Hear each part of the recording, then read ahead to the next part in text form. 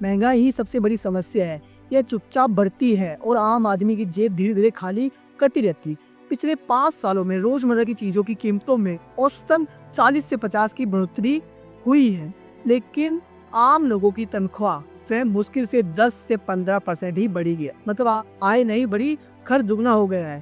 पहले एक परिवार 10,000 रुपए महीने का राशन लेता था और आज वही सामान 14 से 15,000 रुपए में मिलता है, यानी लगभग 40% आर्थिक वृद्धि हो रही है। सब्जियों का हाल सबसे बुरा है। टमाटर जो पहले 200 रुपए किलो था, आज 300 से 350 रुपए किलो है, यानी 50% की बढ़ोतरी।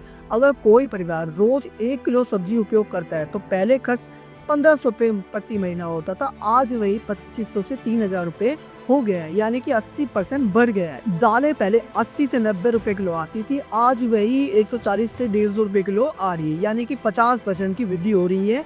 एक 4 सदस्य का परिवार महीने में 3-4 किलो दाल खरीदता था और पहले 300 रुपए लगभग लगते थे और आज लगभग 600 रुपए लग रहे हैं। गैस सिलेंडर का भाव 650 रुपए से बढ़कर 1100-1200 रुपए पहुंच चुका है, यानी कि 50% बढ़ गया है। एक परिवार पहले गैस पे 700-800 रुपए खर्च करता था, आज वही बढ़ के 1500-1600 रुपए होता जा रहा है। पेट्रोल का हाल सब जानते हैं। 5 साल पहले पेट्रोल 70 से 75 रुपए लीटर आता था, आज वही 110-120 रुपए लीटर, यानी कि 60% बढ़ गया है। अगर कोई रोज 20 किलोमीटर चलता है तो उसे पहले महीने पेट्रोल 2 से या 2200 रुपए के अराउंड भरना पड़ता था, पर अब वही 4000 से 5000 तक लगने लग गया है। लगभग 90% का बढ़ोतरी हो गई है। घर का किराया पहले 5 से 6000 रुपए था, आज वही कम से कम 8 से 10,000 रुपए हो गया है, यानी कि इसमें भी 70 से 80% की बढ़ोतरी होती जा रही है। और यही सबसे बड़ा झटका मिडिल क्लास को लगता है। बिजली का बिल भी आप जानते ही है, पहले 800 रुपए में बिल आता था, आज वही 1500 से 1600 रुपए आ रहा है, जिसका मतलब 50% की वृद्धि हो गई है। इन सबको जोड़कर देखें तो एक परिवार का कुल घरेलू खर्च पिछले कुछ वर्षों में 6000 से 9000 रुपए माह बढ़ गया है। लेकिन सबसे बड़ा झटका शिक्षा और मेडिकल खर्च में है। स्कूल फीस पहले 30 से 40,000 रुपए साल की होती थी, आज वही 50 से 70,000 रुपए सालाना हो गई है। इसमें भी 50% की वृद्धि हो रही है।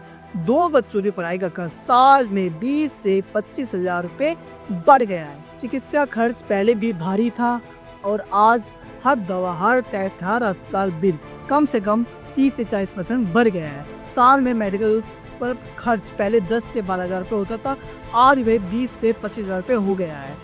महंगाई ने सिर्फ चीजें महंगी नहीं की, लेकिन जिंदगी भी महंगी कर दी है। लोग पहले भविष्य के लिए बचत करते थे, अब महीने अंत तक पैसे भी नहीं है कि वह सोच सके कि बचाने हैं नहीं बचाने। पहले एक परिवार एक महीने 5 से 6,000 रुपए बचाते थे, आज मुश्किल से वो 1000 या 500 भी नहीं बचा पा रहे हैं, यानी बचत में भी 100% की कमी हो गई है और महंगाई हर महीने बढ़ती रह गई है। मिडिल क्लास अब सिर्फ खर्च नहीं कर रहा है, बल्कि खर्च झेल रहा है। महंगाई ने उसे मानसिक और आर्थिक भावनात्मक रूप से थका दिया है। लोगों के सपने अब खत्म होने लग गए। लोगों बच्चों की पढ़ाई पर खरीदना, कारोबार शुरू करना, सब कुछ महंगा है। हर वजह से दूर, महंगाई की वजह से दूर होता जा रहा है। महंगाई ये नहीं पूछती कि आपका वेतन कितना है, बस वह बढ़ती रहती है।